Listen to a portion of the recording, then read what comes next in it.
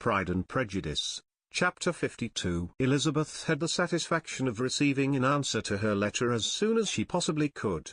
She was no sooner in possession of it than, hurrying into the little copse, where she was least likely to be interrupted, she sat down on one of the benches and prepared to be happy, for the length of the letter convinced her that it did not contain a denial. Gracechurch Street, September 6. My dear niece, I have just received your letter, and shall devote this whole morning to answering it, as I foresee that a little writing will not comprise what I have to tell you. I must confess myself surprised by your application. I did not expect it from you. Don't think me angry, however, for I only mean to let you know that I had not imagined such inquiries to be necessary on your side. If you do not choose to understand me, forgive my impertinence. Your uncle is as much surprised as I am, and nothing but the belief of your being a party concerned would have allowed him to act as he has done. But if you are really innocent and ignorant, I must be more explicit. On the very day of my coming home from Longbourn, your uncle had a most unexpected visitor. Mr. Darcy called, and was shut up with him several hours. It was all over before I arrived, so my curiosity was not so dreadfully racked as yours seems to have been. He came to tell Mr. Gardiner that he had found out where your sister and Mr. Wickham were, and that he had seen and talked with them both, Wickham repeatedly, Lydia once. From what I can collect, he left Derbyshire only one day after ourselves, and came to town with the resolution of hunting for them. The motive professed was his conviction of its being owing to himself that Wickham's worthlessness had not been so well known as to make it impossible for any young woman of character to love or confide in him. He generously imputed the whole to his mistaken pride, and confessed that he had before thought it beneath him to lay his private actions open to the world. His character was to speak for itself. He called it, therefore, his duty to step forward, and endeavour to remedy an evil which had been brought on by himself. If he had another motive, I am sure it would never disgrace him. He had been some days in town, before he was able to discover them, but he had something to direct his search, which was more than we had, and the consciousness of this was another reason for his resolving to follow us. There is a lady, it seems, a Mrs. Young, who was some time ago governess to Miss Darcy, and was dismissed from her charge on some cause of disapprobation, though he did not say what. She then took a large house in Edward Street, and has since maintained herself by letting lodgings. This Mrs. Young was, he knew, intimately acquainted with Wickham, and he went to her for intelligence of him as soon as he got to town. But it was 2 or 3 days before he could get from her what he wanted. She would not betray her trust, I suppose, without bribery and corruption, for she really did know where her friend was to be found. Wickham indeed had gone to her on their first arrival in London, and had she been able to receive them into her house, they would have taken up their abode with her. At length, however, our kind friend procured the wished-for direction. They were in street. He saw Wickham, and afterwards insisted on seeing Lydia. His first object with her, he acknowledged, had been to persuade her to quit her present disgraceful situation, and return to her friends as soon as they could be prevailed on to receive her, offering his assistance, as far as it would go. But he found Lydia absolutely resolved on remaining where she was. She cared for none of her friends, she wanted no help of his, she would not hear of leaving Wickham. She was sure they should be married some time or other, and it did not much signify when. Since such were her feelings, it only remained, he thought, to secure and expedite a marriage, which, in his very first conversation with Wickham, he easily learned had never been his design. He confessed himself obliged to leave the regiment, on account of some debts of honour, which were very pressing, and scrupled not to lay all the ill consequences of Lydia's flight on her own folly alone. He meant to resign his commission immediately, and as to his future situation, he could conjecture very little about it. He must go somewhere, but he did not know where, and he knew he should have nothing to live on. Mr. Darcy asked him why he had not married your sister at once. Though Mr. Bennet was not imagined to be very rich, he would have been able to do something for him, and his situation must have been benefited by marriage. But he found, in reply to this question, that Wickham still cherished the hope of more effectually making his fortune by marriage in some other country. Under such circumstances, however, he was not likely to be proof against the temptation of immediate relief. They met several times, for there was much to be discussed. Wickham of course wanted more than he could get, but at length was reduced to be reasonable. Everything being settled between them, Mr. Darcy's next step was to make your uncle acquainted with it, and he first called in Gracechurch Street the evening before I came home. But Mr. Gardiner could not be seen, and Mr. Darcy found, on further inquiry, that your father was still with him, but would quit town the next morning. He did not judge your father to be a person whom he could so properly consult as your uncle, and therefore readily postponed seeing him till after the departure of the former. He did not leave his name, and till the next day it was only known that a gentleman had called on business. On Saturday he came again. Your father was gone, your uncle at home, and, as I said before, they had a great deal of talk together. They met again on Sunday, and then I saw him too. It was not all settled before Monday. As soon as it was, the express was sent off to Longbourn. But our visitor was very obstinate. I fancy, Lizzie, that obstinacy is the real defect of his character, after all. He has been accused of many faults at different times, but this is the true one. Nothing was to be done that he did not do himself, though I am sure and I do not speak it to be thanked, therefore say nothing about it. Your uncle would most readily have settled the whole. They battled it together for a long time, which was more than either the gentleman or lady concerned in it deserved.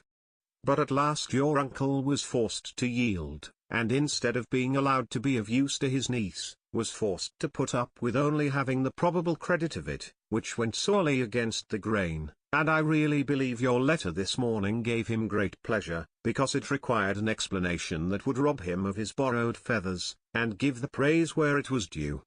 But, Lizzie, this must go no farther than yourself, or Jane at most.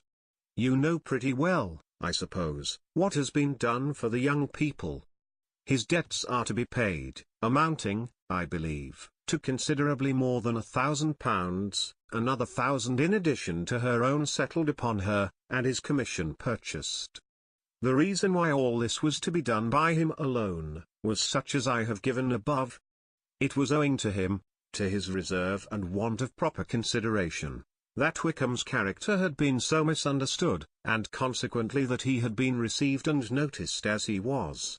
Perhaps there was some truth in this, though I doubt whether his reserve, or anybody's reserve, can be answerable for the event. But in spite of all this fine talking, my dear Lizzie, you may rest perfectly assured that your uncle would never have yielded, if we had not given him credit for another interest in the affair. When all this was resolved on, he returned again to his friends, who were still staying at Pemberley, but it was agreed that he should be in London once more when the wedding took place, and all money matters were then to receive the last finish. I believe I have now told you everything. It is a relation which you tell me is to give you great surprise. I hope at least it will not afford you any displeasure. Lydia came to us, and Wickham had constant admission to the house. He was exactly what he had been, when I knew him in Hertfordshire, but I would not tell you how little I was satisfied with her behaviour while she stayed with us, if I had not perceived, by Jane's letter last Wednesday, that her conduct on coming home was exactly of a piece with it, and therefore what I now tell you can give you no fresh pain. I talked to her repeatedly in the most serious manner, representing to her all the wickedness of what she had done, and all the unhappiness she had brought on her family. If she heard me, it was by good luck, for I am sure she did not listen. I was sometimes quite provoked, but then I recollected my dear Elizabeth and Jane, and for their sakes had patience with her. Mr. Darcy was punctual in his return, and as Lydia informed you, attended the wedding. He dined with us the next day, and was to leave town again on Wednesday or Thursday. Will you be very angry with me, my dear Lizzie, if I take this opportunity of saying what I was never bold enough to say before, how much I like him? His behaviour to us has, in every respect, been as pleasing as when we were in Derbyshire. His understanding and opinions all please me. He wants nothing but a little more liveliness, and that, if he marry prudently, his wife may teach him. I thought him very sly. He hardly ever mentioned your name. But slyness seems the fashion. Pray forgive me if I have been very presuming, or at least do not punish me so far as to exclude me from P. I shall never be quite happy till I have been all round the park. A low phaeton, with a nice little pair of ponies, would be the very thing. But I must write no more. The children have been wanting me this half hour. Yours, very sincerely, M. Gardiner. The contents of this letter threw Elizabeth into a flutter of spirits, in which it was difficult to determine whether pleasure or pain bore the greatest share. The vague and unsettled suspicions which uncertainty had produced of what Mr. Darcy might have been doing to forward her sister's match, which she had feared to encourage as an exertion of goodness too great to be probable, and at the same time dreaded to be just, from the pain of obligation, were proved beyond their greatest extent to be true. He had followed them purposely to town. He had taken on himself all the trouble and mortification attendant on such a research, in which supplication had been necessary to a woman whom he must abominate and despise, and where he was reduced to frequently meet, reason with, persuade, and finally bribe, the man whom he always most wished to avoid, and whose very name it was punishment to him to pronounce. He had done all this for a girl whom he could neither regard nor esteem. Her heart did whisper that he had done it for her. But it was a hope shortly checked by other considerations, and she soon felt that even her vanity was insufficient, when required to depend on his affection for her, for a woman who had already refused him as able to overcome a sentiment so natural as abhorrence against a relationship with Wickham. Brother-in-law of Wickham. Every kind of pride must revolt from the connection. He had, to be sure, done much. She was ashamed to think how much. But he had given a reason for his interference, which asked no extraordinary stretch of belief. It was reasonable that he should feel he had been wrong. He had liberality, and he had the means of exercising it, and though she would not place herself as his principal inducement, she could, perhaps, believe that remaining partiality for her might assist his endeavours in a cause where her peace of mind must be materially concerned. It was painful, exceedingly painful, to know that they were under obligations to a person who could never receive a return. They owed the restoration of Lydia, her character, everything, to him. Oh, how heartily did she grieve over every ungracious sensation she had ever encouraged, every saucy speech she had ever directed towards him. For herself she was humbled, but she was proud of him, proud that in a cause of compassion and honour, he had been able to get the better of himself. She read over her aunt's commendation of him again and again. It was hardly enough, but it pleased her.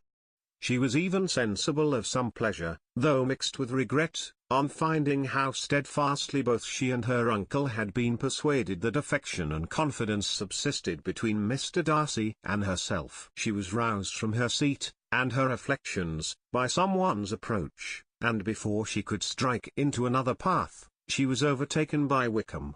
"I am afraid I interrupt your solitary ramble, my dear sister?" said he, as he joined her. "You certainly do," she replied with a smile, "but it does not follow that the interruption must be unwelcome. I should be sorry indeed, if it were. We were always good friends, and now we are better, true. Are the others coming out? I do not know. Mrs. Bennet and Lydia are going in the carriage to Meryton. And so, my dear sister, I find, from our uncle and aunt, that you have actually seen Pemberley." She replied in the affirmative. "I almost envy you the pleasure, and yet I believe it would be too much for me, or else I could take it in my way to Newcastle." "And you saw the old housekeeper, I suppose?" "Poor Reynolds, she was always very fond of me. But of course she did not mention my name to you." "Yes, she did." "And what did she say?" "That you were gone into the army, and she was afraid hadn't it turned out well. At such a distance as that, you know, things are strangely misrepresented." "Certainly," he replied, biting his lips. Elizabeth hoped she had silenced him, but he soon afterwards said, "I was surprised to see Darcy in town last month. We passed each other several times. I wonder what he can be doing there." "Perhaps preparing for his marriage with Mr. Bug," said Elizabeth. "It must be something particular to take him there at this time of year." "Undoubtedly. Did you see him while you were at Lambton? I thought I understood from the gardeners that you had." "Yes, he introduced us to his sister." "And do you like her?" "Very much. I have heard, indeed, that she is uncommonly improved within this year or two. When I last saw her, she was not very promising." "I am very glad you liked her. I hope she will turn out well." "I dare say she will. She has got over the most trying age." "Did you go by the village of Kimpton?" "I do not recollect that we did. I mention it, because it is the living which I ought to have had. A most delightful place. Excellent parsonage house. It would have suited me in every respect." "How should you have liked making sermons?" "Exceedingly well. I should have considered it as part of my duty, and the exertion would soon have been nothing. One ought not to repine, but, to be sure, it would have been such a thing for me. The quiet, the retirement of such a life would have answered all my ideas of happiness. But it was not to be." "Did you ever hear Darcy mention the circumstance, when you were in Kent?" "I have heard from authority, which I thought as good, that it was left you conditionally only, and at the will of the present patron." "You have?" "Yes, there was something in that. I told you so from the first, you may remember. I did hear, too, that there was a time, when sermon-making was not so palatable to you as it seems to be at present, that you actually declared your resolution of never taking orders, and that the business had been compromised accordingly." "You did. And it was not wholly without foundation. You may remember what I told you on that point, when first we talked of it." They were now almost at the door of the house, for she had walked fast to get rid of him, and unwilling, for her sister's sake, to provoke him, she only said in reply, with a good-humoured smile, "Come, Mr. Wickham, we are brother and sister, you know. Do not let us quarrel about the past. In future, I hope we shall be always of one mind." She held out her hand. He kissed it with affectionate gallantry, though he hardly knew how to look, and they entered the house.